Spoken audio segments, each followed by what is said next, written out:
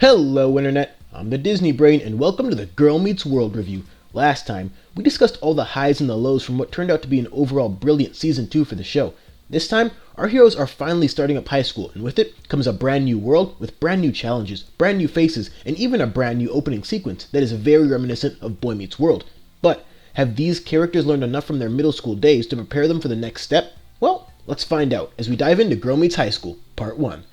We start things off with an introduction to the brand new school grounds. Most notably, Smackle has joined the rest of the main cast and is finally attending the same school. But the cast quickly learns that high school is a very different animal than middle school was, which leads to the introduction of Ashley Argota and Luke Benward's characters, Nikki and Thor respectively. The confrontation between Thor and Lucas proves to be an interesting one that could have some implications later on for Lucas's development, which has been relatively stagnant to this point. So, the upperclassmen force our main group of freshmen into what they call the hole. These upperclassmen don't strike me as prototypical bullies, so just in the context of this singular episode, it's made intentionally difficult to pinpoint their exact motivations. But then, from that situation, comes the central dilemma of the episode, keeping friends together through the difficulty of change. One of Riley's more noteworthy traits is her undying trust in other people, even though she doesn't know all that well, which can either be a good thing or a bad thing depending on the situation. But Lucas is a little less trusting of the upperclassmen, which kind of makes sense, given the fact that he has a past filled with violent altercations from back in his Texas days, and his positions are in line with those experiences. This also leads to a very funny reference to the love triangle that this show has been dragging along for far too long. But getting back to Lucas, we learn that it's not just a matter of distrust, but the idea that in a land filled with guys much bigger than him, he can't protect his friends in the way he used to, and that's kind of emasculating for him. This leads to a full-on fight between him and Riley over their viewpoints, with Farkle and Smackle eventually taking Lucas's side on the matter. The Auggie Ava side story this time around, most of which are pretty hit or miss, actually delivers some powerful emotions. I was never a big fan of Ava, but the situation she's going through with her parents and her dad eventually leaving her and her mother is painful no matter who the character is, and it's an experience all too familiar for one Maya Hart. It's sad that it happened, but it was also a good piece of narrative to see Ava in a very different light. This show has constantly proven its unique ability to make side characters engaging, and this moment proves that point.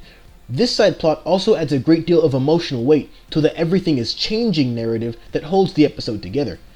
Getting back to the main plot, Riley and Maya are hanging out at Topanga's, but this time without their friends. What had started off as a simple disagreement has escalated into the Disney Channel version of Civil War, where just like in that movie, it's near impossible to completely support one side or the other.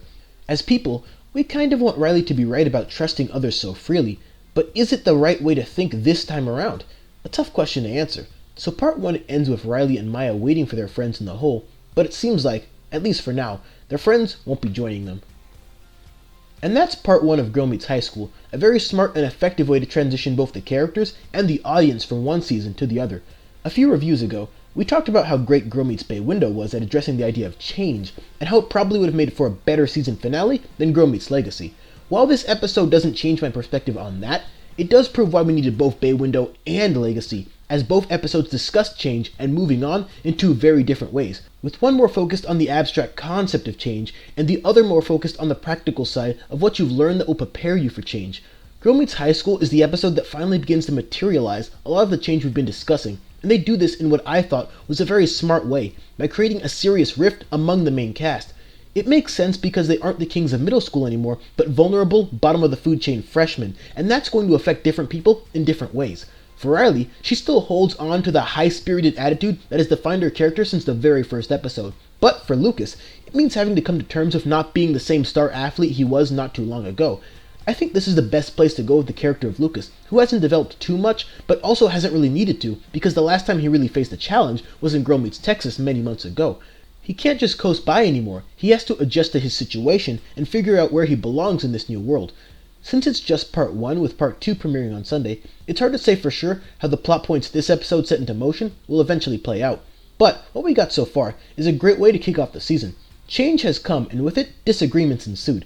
Things aren't as simple anymore, and they shouldn't be, and I get the feeling that all of this is going to lay the groundwork for even more complex change. But before they can potentially address the more significant topics this show has planned, the cast has to work through their first hurdle. This episode delivered on that front, as well as a powerful Ava moment, and I think part 2 will serve as a sensible resolution to the conflict. With all that said, we'll just have to wait a couple days to see how everything is resolved. Thanks for watching. If you like this video, throw it on a like, subscribe for more, and share it all over the internet. And don't forget to follow the Disney Brain on Facebook and Twitter for updates. Links down below. The coming days will bring the review for Part 2 of Girl Meets High School, as well as a Teen Beach 2 DCOM review. So, plenty to look forward to. Also, if you have access to the Watch Disney Channel website, every single DCOM is on there now, so get ready to marathon. Until then... You never prepared us to be unimportant, and now we don't know what to do. You didn't even go to our school.